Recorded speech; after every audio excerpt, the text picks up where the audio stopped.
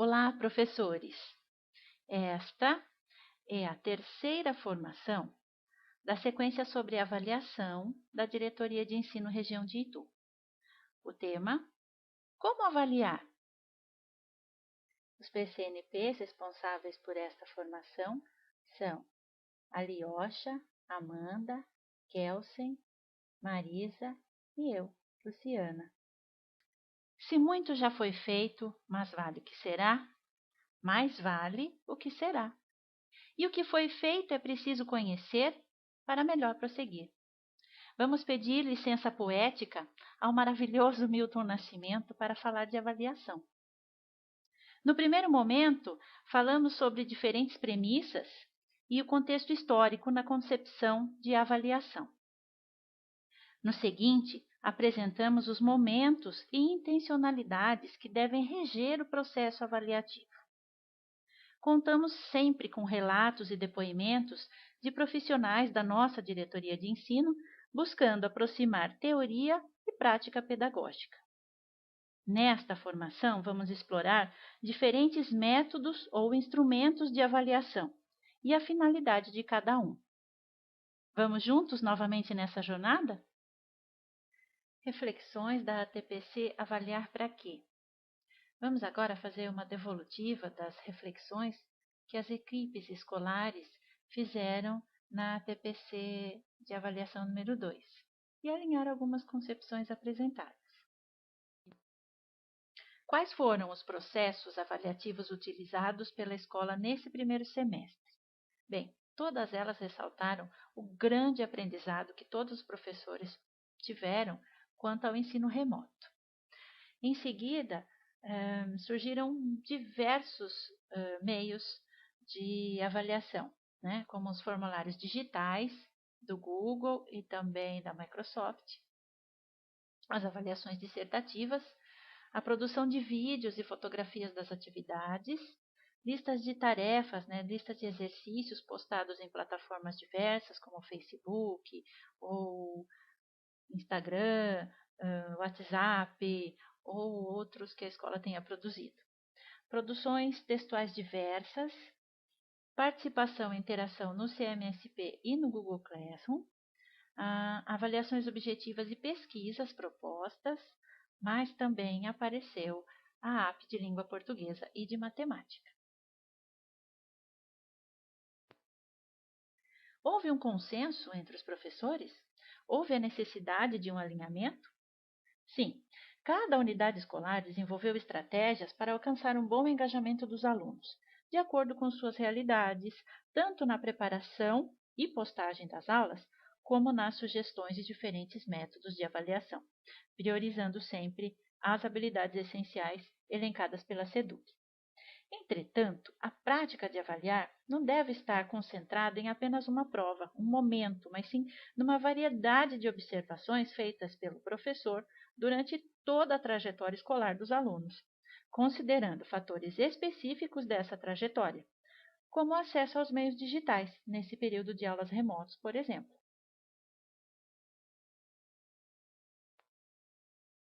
A gestão orientou para um determinado tipo ou método de avaliação? Ou desenhou um caminho para o professor seguir? Bem, as respostas foram diversas. Muitas equipes escolares desenvolvem processos de avaliação orientados, como semana de avaliação, provão, portfólios, enfim.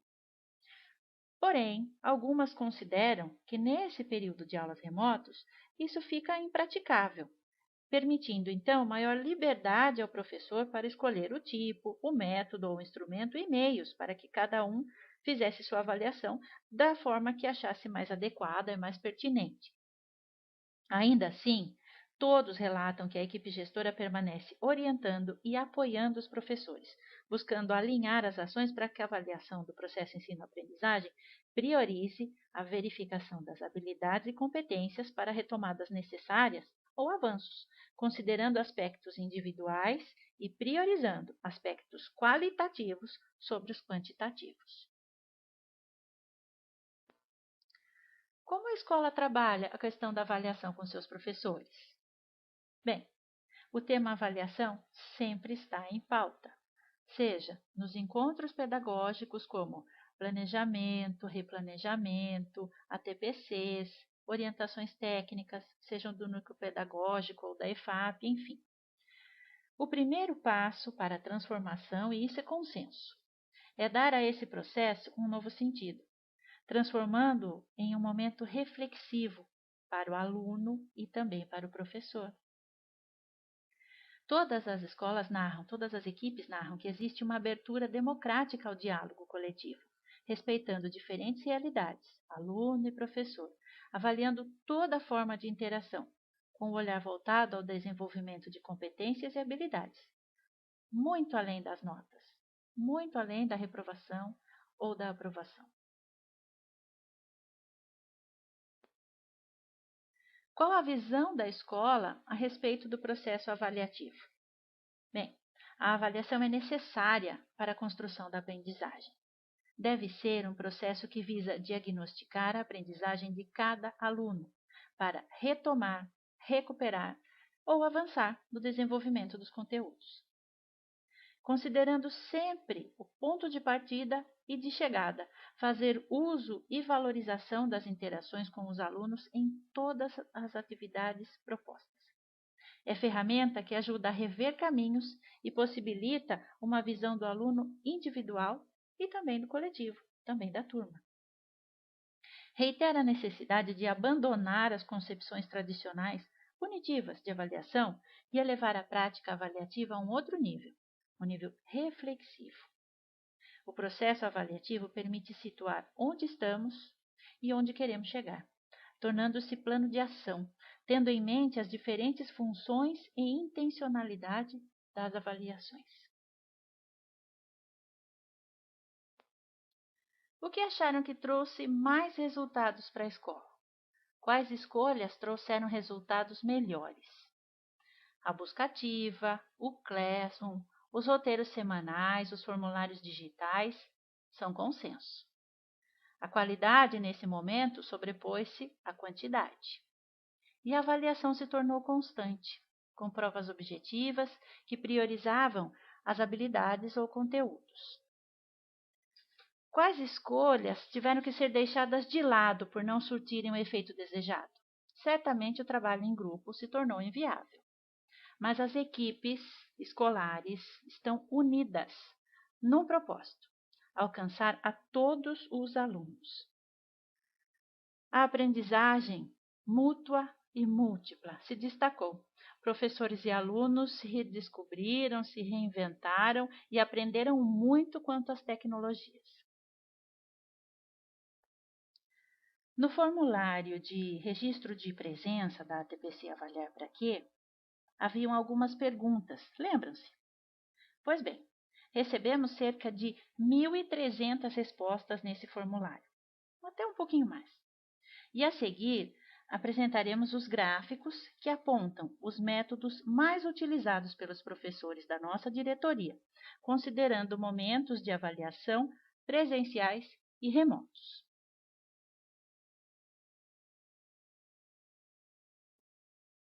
Quando pensamos no ensino presencial, o trabalho em grupo, a prova objetiva e a observação do aluno são os métodos preferidos pelos professores, seguidos de perto pela prova dissertativa. Porém, no ensino remoto, o trabalho em grupo tornou-se inviável e foi substituído pelo relatório individual. Também segue bem próxima à prova dissertativa.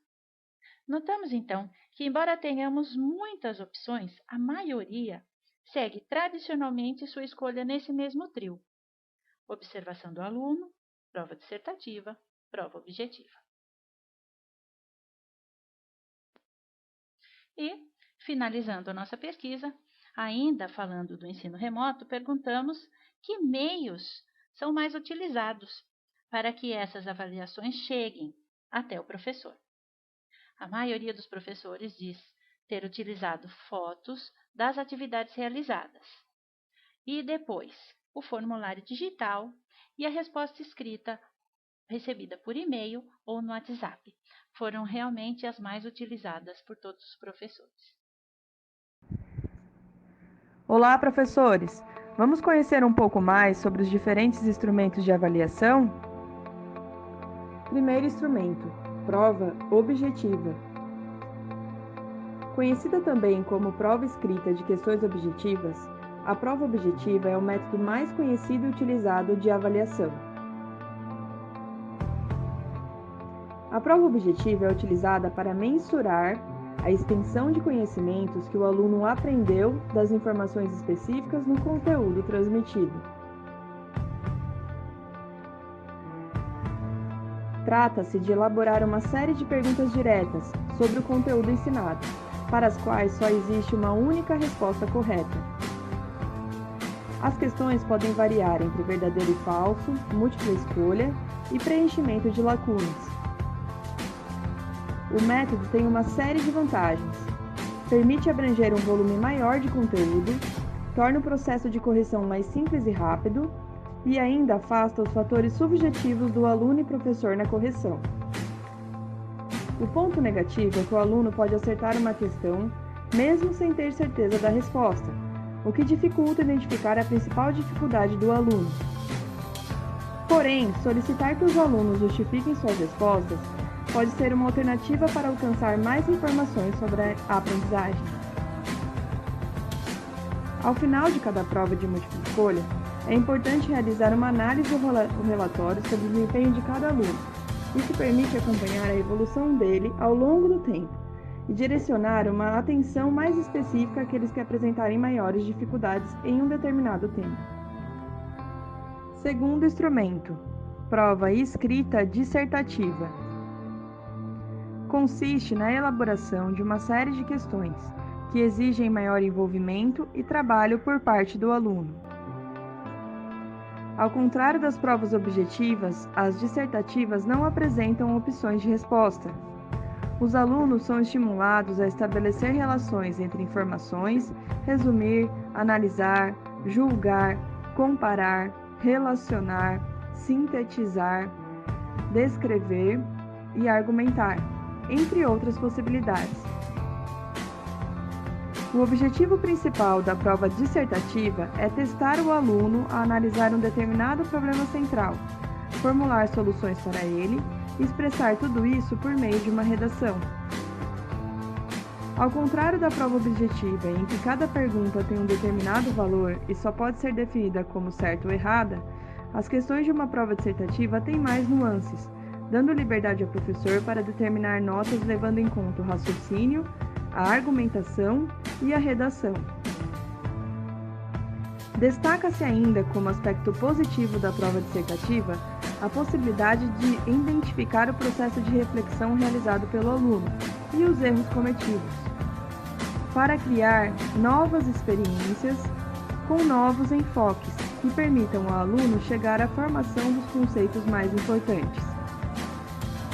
Porém, é necessário ter muito cuidado na construção dos enunciados. Bússola 2011 apresenta um rol de questões dissertativas. Vamos lá? Relacionar ou enumerar, de forma simples, mobiliza a memória e a recordação. Organizar, não se limita à memória dos fatos, pois busca estruturar elementos de acordo com critérios previamente adotados. Selecionar, permite uma escolha que exige uma análise simples a partir de um critério pré-estabelecido. Descrever, exige a capacidade de observação e de registro das informações, para realizar uma exposição das características de um objeto, fato, processo ou fenômeno. Discutir, o aluno expõe ideias, questiona, apresenta argumentos a favor e contra, e estabelece um relacionamento entre fatos ou ideias. Definir, exige que o aluno reconheça e aponte características de um fato ou objeto. Exemplificar. O aluno precisa aplicar o conhecimento aprendido na construção do exemplo demonstrando dominar o que aprendeu. Explicar. Busca estabelecer a relação de causa e efeito entre fatos e ideias. Comparar. Permite ao aluno analisar objetos, fatos, processos ou fenômenos em busca de semelhanças, diferenças ou possíveis relações encontradas. Sintetizar. Pressupõe a capacidade de identificar informações essenciais para abreviar e resumir uma ideia ou assunto. Esquematizar. Permite uma síntese com a construção de tópicos, que exige uma compreensão ampla do conteúdo, para dar coerência ao esquema como acontece nos mapas conceituais. Interpretar. Pressupõe a compreensão de ideias para realizar inferências sobre o assunto. E por fim, criticar. Necessita um raciocínio mais complexo que abranja um julgamento a respeito de determinado assunto, uma análise crítica, avaliação de textos, livros e ideias. Terceiro instrumento, seminários. Partem da necessidade de investigação de um tema. A prática de seminário busca o aprofundamento do conhecimento e a apreciação crítica. Tem o objetivo de aprofundar o envolvimento do aluno com um determinado tema ensinado e estimular o aluno a falar sobre isso na presença de outras pessoas. Um aspecto positivo é a possibilidade dos alunos proporem alternativas para resolver as questões levantadas, desenvolvendo assim a criatividade. É importante observar que os seminários também rompem com a reprodução do conhecimento escolar, ao suscitar o diálogo crítico e a produção do conhecimento de forma cooperativa. Mas é preciso tomar cuidado para evitar que o trabalho seja dividido e não compartilhado. O professor tem um importante papel organizativo e orientador, apoia na preparação do conteúdo, ajuda na definição do tema e na sugestão da bibliografia, além das orientações para a apresentação e ensaio dos alunos. Outro ponto importante é estabelecer critérios bem definidos para que se possa avaliar o grupo todo e individualmente, para identificar pontos positivos e negativos dos alunos e ajudá-los a resolver problemas como dificuldades de oratória, de sistematização do conteúdo ou de foco na pesquisa. Quarto instrumento, prova oral. Muito importante no ensino de línguas, para avaliar a pronúncia, a fluência e a oralidade. Também possibilita avaliar a capacidade reflexiva e crítica dos alunos. Também é uma opção relevante para avaliar alunos com dislexia, porém é sujeita a interferências momentâneas, então recomenda-se a gravação para uma análise posterior. É primordial adequar esse tipo de instrumento para a faixa etária dos alunos. Quinto instrumento, portfólios. Este instrumento promove um acompanhamento individualizado do trabalho pedagógico em longo prazo, permitindo visualizar o desenvolvimento processual da aprendizagem. Outro aspecto interessante do portfólio é a possibilidade de autoavaliação, pois o professor pode realizar pequenas anotações de incentivo ou orientação, ao analisar o material periodicamente, de modo que o aluno possa acompanhar o seu progresso. Sexto instrumento, observação. A observação de aluno, como método de avaliação, possibilita perceber o desenvolvimento intelectual, a expressão verbal, a qualidade da escrita, as produções artísticas e especialmente a incorporação e utilização dos conteúdos ensinados. Por isso, deve ser adotada durante todo o período letivo. É muito importante adotar o hábito de fazer as anotações na hora, dentro da aula, e não no fim do dia, para evitar que se percam informações importantes por esquecimento. A observação permeia todo o processo de ensino e comumente é utilizada como avaliação final. Podemos somá-la com outros instrumentos que possibilitem o registro e minimizem a interferência subjetiva no resultado. Como a observação se trata de um método mais subjetivo, torna-se mais difícil dar uma nota exata. Para minimizar essa dificuldade, pode ser elaborada uma planilha com itens discriminados a serem avaliados, tais como habilidades, comportamento, participação, competências, assiduidade, envolvimento, solidariedade, entre outros. Sétimo instrumento, a autoavaliação. É um método ainda pouco utilizado pelos professores, mas avaliado de forma positiva por especialistas da área de ensino. É preciso saber que a autoavaliação só irá atender aos objetivos propostos pelo docente se a relação professor-aluno ou professor turma for de confiança. Isso porque o método prevê que os alunos falem ou escrevam sobre seu próprio processo de aprendizagem, estimulando a autocrítica. A autoavaliação coloca o estudante como protagonista de seu próprio percurso de aprendizagem. Sendo assim, ele terá que refletir sobre o seu aprendizado ao longo de um determinado período. Atenção a dois aspectos muito importantes. É necessário determinar os temas a serem discorridos antes da autoavaliação, como comportamento, compromisso, disciplina, conteúdo ou habilidade.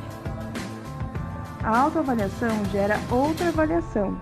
Quando o estudante avalia o seu processo de aprendizagem, espera do professor uma atenção individualizada e mudanças no percurso, para garantir que o aprendizado seja efetivo.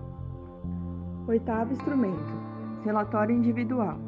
O relatório individual é um texto produzido pelo aluno logo após a realização de atividades, ou seja, uma redação sobre um seminário que o estudante presenciou, uma feira de ciências ou um debate. Produzido logo após o encerramento de uma atividade, consegue medir com exatidão o grau de apreensão do conteúdo por parte do aluno. E é justamente essa fidelidade com relação ao aprendizado do aluno o maior trunfo desse tipo de avaliação. A partir dos resultados, o professor pode replanejar e reorientar seu trabalho, conforme as dificuldades apresentadas em cada relatório. Nono instrumento: debate. O debate pode ser uma valiosa forma de avaliação, que foge dos tradicionais métodos de provas e trabalhos. É um instrumento riquíssimo, que serve para estimular os estudantes a mostrarem seu ponto de vista e defenderem uma determinada ideia, com base em argumentos, construídos com leituras, vídeos, textos e reportagens sugeridas pelo professor. Além de desenvolver a habilidade em falar em público, faz com que o aluno ouça e respeite posições contrárias às dele. O professor tem papel de mediador, propõe o tema e materiais, faz uma aula prévia, marca dia e hora, estimula os alunos a assumirem um lado e determina os tempos de apresentação. Mas atenção! O importante nesse processo não é apontar vencedores, mas estimular a participação e o fluxo de informações. Décimo instrumento: trabalho em grupo. O trabalho em grupo pode ter diferentes formatos: apresentação oral, conteúdo escrito ou conteúdo gráfico. Seu principal objetivo é estimular o contato entre alunos com ideias, métodos e características diferentes, e de avaliar como o aluno se relaciona com os colegas de forma cooperativa. Não deve ser a única maneira de avaliar, já que a reflexão e o domínio do conteúdo podem ser melhor analisados em avaliações individuais. Para a constituição dos grupos, o professor pode determinar alunos com perfis diferentes e complementares. Ou o professor pode estimular responsabilidades permitindo que os alunos se organizem sozinhos. O professor sugere temas que se relacionam com algo trabalhado em aula e desenvolve a observação para avaliar os alunos conforme alguns quesitos: conteúdo, organização, trabalho em conjunto, participação e colaboração. Apresentamos alguns métodos ou instrumentos de avaliação que podem ser utilizados por você, professor. Sozinhos ou combinados entre si, de acordo com a intencionalidade e os objetivos que você definir. Bom trabalho!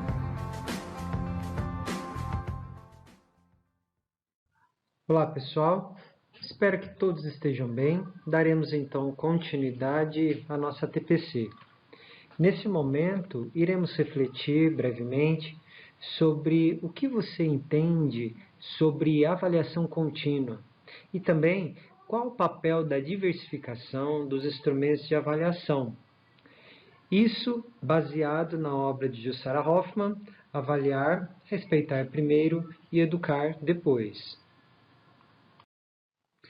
Em sua obra, Quando a autora ela é questionada sobre o que significa promover a avaliação contínua, ela fala o seguinte: o termo continuidade significa sequência, processo, gradação. O que vemos muitas vezes nas escolas quando se fala em processo? Uma sequência de tarefas que, corrigidas e somadas, dão origem a uma média. Ora, o desenvolvimento do aluno não se dá dessa forma linear e nem é mensurável. O cálculo de médias ainda contribui para anular qualquer visão de processo, pois um aluno que recebe notas 10 e 2, por exemplo, irá receber uma média igual a 5, igual ao que recebeu notas 2 e 10 em idênticas tarefas. Então perceba, é um contrassenso determinar essa média de resultados do processo avaliativo. Avaliar, portanto, envolve um conjunto de procedimentos didáticos cuja finalidade é acompanhar o aluno em seu percurso de aprendizagem, durante o qual ocorrem avanços e retrocessos em múltiplas dimensões. Avaliar é acompanhar o processo de construção do conhecimento. Nessa frase relativamente curta, encontra-se expressões de significados amplos. Analisaremos agora alguma delas. Acompanhar. De acordo com o dicionário, pode significar estar ou ir com, seguir, observar. Tomemos então alguns desses sentidos. Acompanhar pode ser apenas estar com, mas a autora ela prefere utilizar essa expressão noutro sentido, de dar assistência, de seguir com, o que sugere ao professor, para além de observar o aluno, orientá-lo a prosseguir. Promover significa proporcionar ao aluno oportunidades de avançar no seu percurso, contemplando a diversidade das crianças e jovens de uma sala de aula. Processo envolve transformação, evolução, continuidade. Dialeticamente, subentende dois princípios essenciais em avaliação contínua: provisoriedade e complementaridade. O primeiro significa que toda resposta ou manifestação do aluno é um ponto de partida para novas perguntas e desafios do professor. Uma única tarefa, por exemplo, não pode ser tomada como definitiva para se dizer se ele aprendeu ou não, porque então se deixaria de considerar o processo de aprendizagem. O segundo, complementaridade, quer dizer que quantas mais observações se fizerem, melhor se irá compreender a trajetória dos alunos, ou seja, é necessário que se organizem muitas oportunidades de expressão de ideias sobre o mesmo assunto, para que se tenha observado o processo de construção do conhecimento do aluno naquela área. Construção do conhecimento envolve uma visão epistemológica muito diferente da visão bancária, de memorização de conteúdos que ainda perdura em muitas escolas. A teoria de Piaget é um referencial teórico para os preceitos aqui definidos. Sem tais fundamentos, e de outros teóricos também, não se avança de fato em um processo de avaliação contínua nas escolas. Instrumentos de avaliação.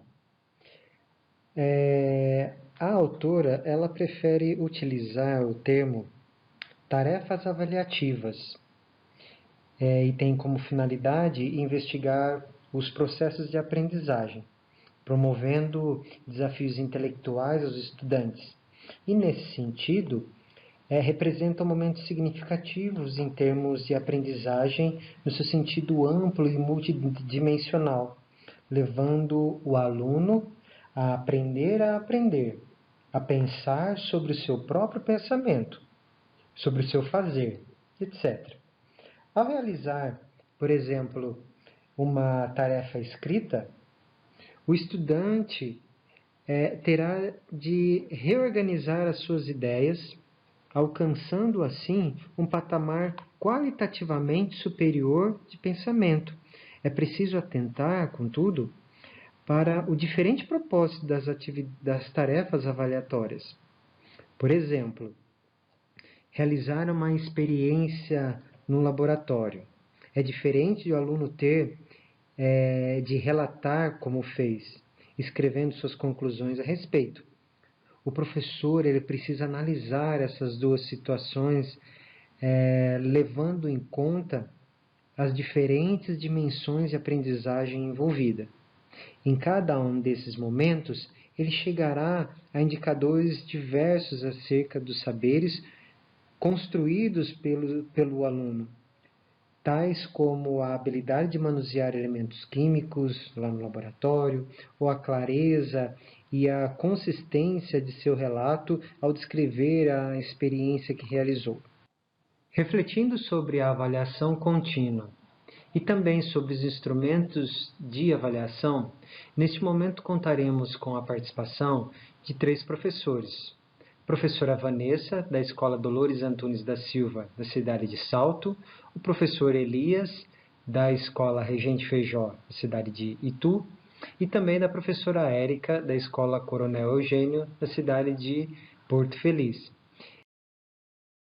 Olá, meu nome é Vanessa, sou professora de língua portuguesa, trabalho na Escola Dolores Antunes da Silva há quase 20 anos e, assim como vocês, tive que me reinventar, ressignificar as minhas práticas, e o maior desafio é fazer com que os alunos participem desse processo. Então, meus alunos, eu estou com alunos no ensino médio, no período da manhã, eu dou aula para o primeiro, para o segundo e para o terceiro ano, tá?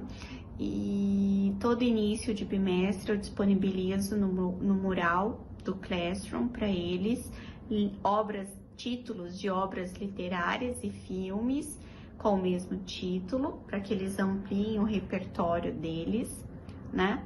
Faço parte do grupo de WhatsApp, sempre estimulo a entrega das atividades. Se eu faço um quiz, eu envio pelo WhatsApp para que a devolutiva seja o mais rápido possível, né? E também, além de língua portuguesa, eu leciono o projeto de vida. Então, eu procurei fazer aí um trabalho interdisciplinar com atividades que façam com que o aluno reflita sobre si mesmo, né? Que ele faça um mergulho interno.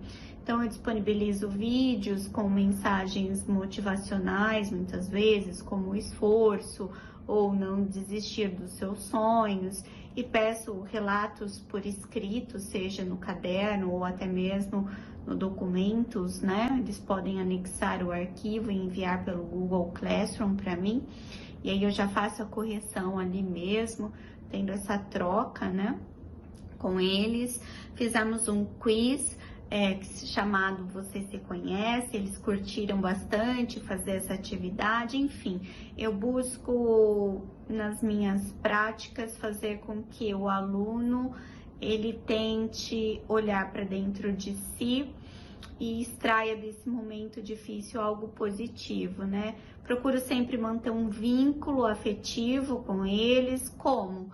Por meio dos encontros com Vanessa no Meet, ou agora Meet, eu estava usando o Zoom, né? Mas o Meet eu achei muito mais fácil, mais rápido, e eles também não tiveram dificuldade alguma em fazer uso dessa plataforma, foi bem interessante.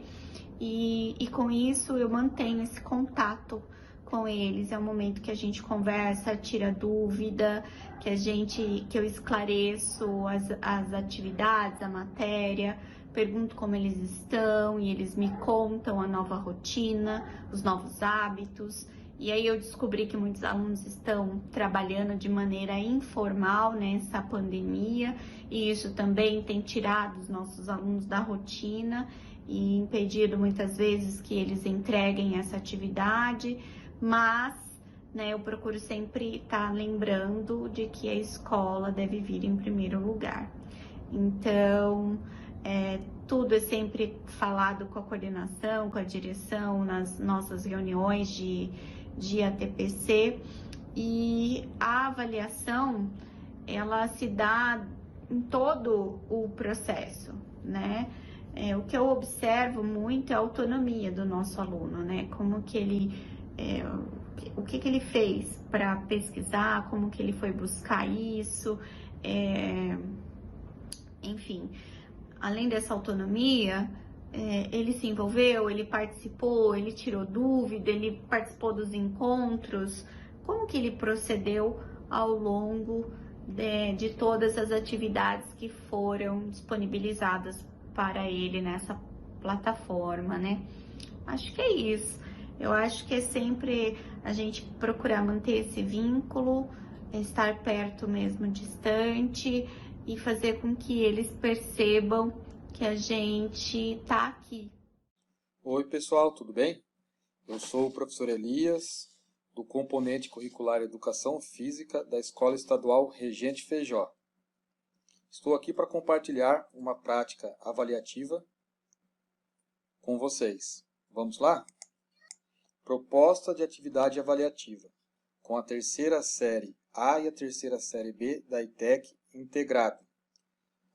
Objeto de conhecimento, práticas contemporâneas, ginástica aeróbica localizada e ou outras.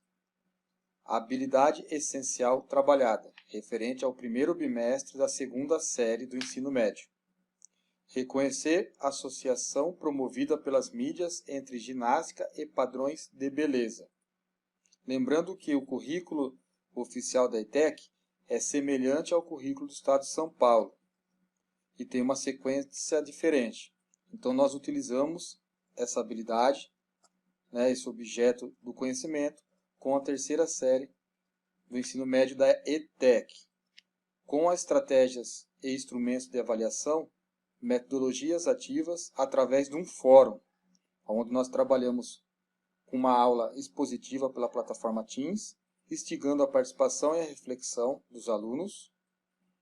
Também trabalhei com uma videoaula, né, que eu gravei e postei no Classroom com orientações e com conteúdo de apoio. E após isso, nós demos início a um fórum, desenvolvendo um trabalho em cima de uma pergunta. Vamos lá? Então, aqui no Classroom, né, eu postei essa pergunta para eles. Com base na leitura do texto e seus conhecimentos adquiridos na aula, organize as suas ideias e dê a sua opinião defendendo seu ponto de vista. E abaixo segue um texto de apoio, uma referência para eles conseguirem a desenvolver durante o fórum. Que esse texto vem do currículo também do Estado de São Paulo, do caderno do professor, do ensino médio. Está aqui bonitinha a referência. Após isso, né, eles passaram a responder. E por sorte é uma sala muito participativa, uma sala ótima. E eu tive aí a surpresa da participação de todos. 26 alunos responderam, argumentando, né, com uma visão crítica bacana sobre o tema.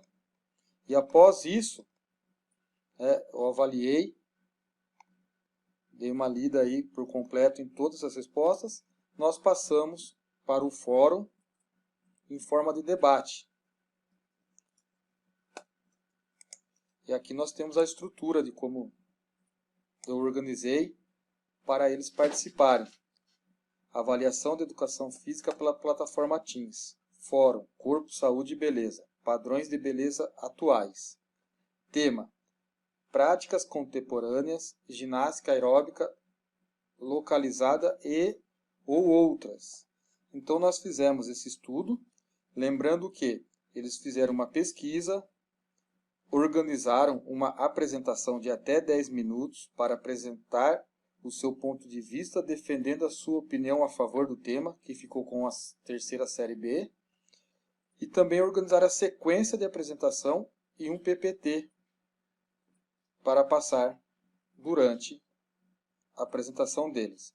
E a terceira série A também teve 10 minutos para apresentar seu ponto de vista, defendendo a sua opinião contra o tema. também organizaram, né, entre eles ali a sequência de apresentação e também o PPT. Aqui foi usado o grupo do WhatsApp, né, durante as aulas pela plataforma Teams, para eles poderem se organizarem, porque passou a ser um desafio fazer trabalho em grupo à distância. Né? Essa foi a primeira fase do debate, daí nós passamos para a segunda fase. Cada grupo teve que fazer 5 perguntas com direito a 5 respostas sobre o tema. Aí nós demos início ao debate. Aí eles colocaram o ponto de vista, né, explanaram aí um pouquinho o seu conhecimento, fizeram perguntas, também fizeram argumentações, teve réplica, tréplica também em cima das falas. E o mais interessante, que durante esse debate, muitos alunos ficaram quietos. E com o passar do tempo e com as perguntas, foi aumentando, né, a vontade de participar. E no final todos participaram, todos queriam falar, todos queriam perguntar, responder. E nós conseguimos atingir o objetivo do engajamento e conseguimos nos aprofundar no tema. E tivemos aí como conclusão uma participação muito, mas muito bacana dos alunos. E também um prazer em participar. Eles participaram com gosto, né? Se divertiram, falaram. Lembrando que nós organizamos com regras, tempo para fazer a pergunta, tempo para responder, abrindo a câmera, fechando a câmera. E tipo assim, foi uma atividade onde fez com que eles se divertissem, aprendessem e também participaram, né, de forma espontânea, com uma atividade diferenciada para todos. Então essa foi a atividade avaliativa. Esse debate, né, foi muito bacana. E a seguir tem um vídeo da aluna Ellen, do terceira série A da ETEC, dando depoimento da participação na avaliação. Lembrando que eu trabalhei o bimestre todo, começando com a aula expositiva, né, pela plataforma Teams, a gravação da videoaula e a postagem, a orientação, a pergunta e as respostas, né, do fórum pelo Classroom, até chegar no debate. E no debate eles tiveram que construir a ideia, apresentar a ideia e defender a sua ideia e o seu ponto de vista. Assim nós nos aprofundamos nas metodologias ativas. Beleza? Espero que vocês tenham gostado. Fica aí uma experiência, né, bacana que eu tive. E até a próxima. Olá, meu nome é Ellen. Eu sou representante de sala do terceiro ano A, que é a sala da ETEC de Técnica em Secretariado Executivo. Hoje eu vim falar sobre uma proposta da atividade referente ao segundo bimestre do professor Elias, que é o nosso professor de Educação Física, que foi um debate onde nós debatemos o tema padrões estéticos impostos pela sociedade. E nós debatemos contra o terceiro B, que é uma sala de técnico em informática. No debate, nós ficamos contra os padrões estéticos e eles a favor. O que chamou mais a nossa atenção e o que foi mais legal foi que foi muito dinâmico, mas também, e muito diferente, né, do que a gente está habituado agora com essa pandemia, né, da nossa rotina que virou nessa pandemia. Foi muito diferente, foi um dia muito legal. Mas o que chamou mais a nossa atenção também é que ao longo do debate nós podemos perceber o que eles pensam, né, com isso. Porque quando nós fizemos a pesquisa para debater isso, nós vimos que a maioria das pessoas que sofrem esses padrões estéticos são as mulheres, né? Os homens também sofrem, nós não tiramos o deles da reta, mas quem sofre com isso em busca do corpo perfeito, né, de ser magra, é as mulheres. E a minha sala, a maioria são mulheres, né? Só existe um homem na nossa sala. Então foi muito legal porque a gente ficou contra esse tema e sendo mulheres nós vimos, né, essa necessidade de saber o que eles pensam. E nós descobrimos, né, ao longo do debate, ao longo dos argumentos. Foi muito legal, é muito interessante. Nós agradecemos o professor Elias por ter proposto isso a gente e falamos que estamos abertos, né, eu falo em nome da sala, que estamos abertos a novos debates com novos temas para ser dinâmico e diferencial nesse tempo que nós estamos, né, fora da sala de aula, não podemos nos ver, mas tenho certeza que aquela chamada, né, que nós fizemos através de chamada de vídeo, foi muito legal e foi muito dinâmico para todo mundo. Obrigada. Tchau! Olá, eu sou a professora Érica, sou professora de Ciências na escola Coronel Eugênio, na cidade de Porto Feliz. Hoje eu venho compartilhar com vocês um projeto sobre resíduos sólidos que teve o seu início em uma discussão de ATPC oferecido pelo Núcleo Pedagógico, né, sobre educação ambiental. Ao término da discussão, né, sobre a Política Nacional dos Resíduos Sólidos, eu resolvi, então, montar um projeto ao qual fizesse que meus alunos passassem a refletir sobre toda a problemática do lixo e o quanto isto é prejudicial para o nosso planeta e principalmente para a nossa saúde. Primeiramente, eu lancei algumas questões sobre como funciona a coleta de lixo da nossa cidade, né? Como é feita essa coleta, qual é o órgão que é responsável, se a nossa prefeitura apoia, se os catadores de lixo têm algum sindicato, né? Qual é o destino desse lixo, aterro sanitário, quais são os lixos que podem ser reciclados, quais não podem, qual é o ecoponto mais próximo da casa deles, se eles separavam esse lixo, os reciclados, o que é lixo orgânico. Várias questões foram levantadas nesse período de análise do processo de aprendizagem sobre o assunto. Depois, eles passaram a entender um pouquinho a lei da Política Nacional desses resíduos sólidos, né? Então, a gente entrou um pouquinho em repensar, né, no não gerar o lixo, né? Se eu devo substituir para não gerar esse lixo, redução desse lixo, né, de produtos descartáveis, o reaproveitamento, a reutilização de alguns materiais, o reciclar mesmo, os processos de reciclagem, como eles são feitos, e depois a recusa de alguns produtos, como sacolinhas plásticas e os canudinhos. Aí nós passamos a fazer uma reflexão sobre o aumento do consumo desses produtos descartáveis em período de pandemia, né? Como ele poderia positivamente estar encaminhando esse lixo, né? Será que poderia fazer com que aumentasse a renda da sua casa, reutilizando isso? Então foi lançado um desafio para esses alunos, para que eles pegassem materiais que iriam ser descartados no lixo, montassem jogos, né, com esses materiais. Muita coisa boa foi apresentada, né?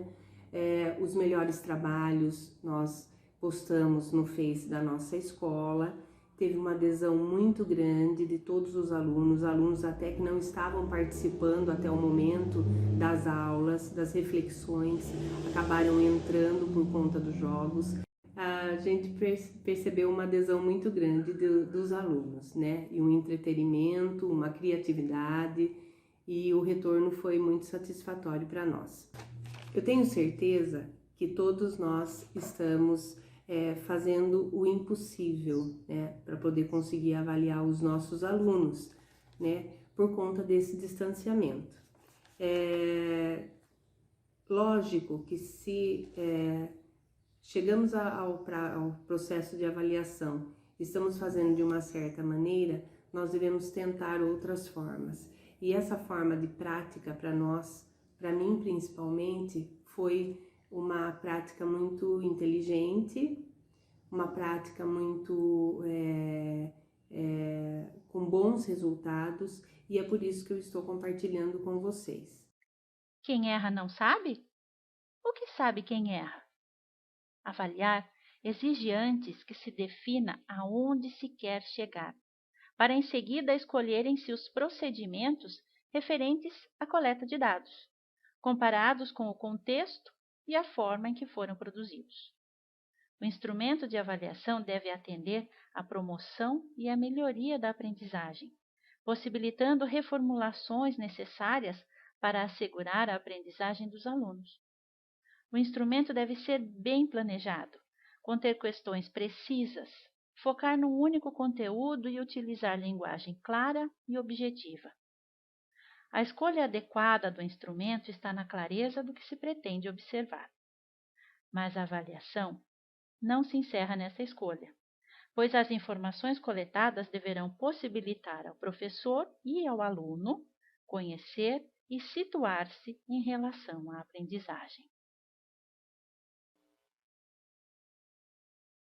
Encerrando a formação de hoje, apresentamos as referências bibliográficas utilizadas na construção desse tema. Diferente das formações anteriores, em que propusemos à equipe uma reflexão da ação e posterior envio destas conclusões, hoje temos uma outra proposta. Deixaremos um link na descrição do vídeo no YouTube. Esse link leva vocês à canção do Milton Nascimento, O que foi feito de Vera, cujos versos introduziram o nosso tema. Apreciem, deliciem-se na voz de Maria Rita.